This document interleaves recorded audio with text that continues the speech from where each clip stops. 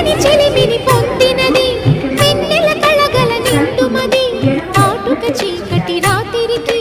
బాటను చూపే నేస్తమది చేతికి అందని జాబిలిలా కాంతులు పంచే మణిదీపం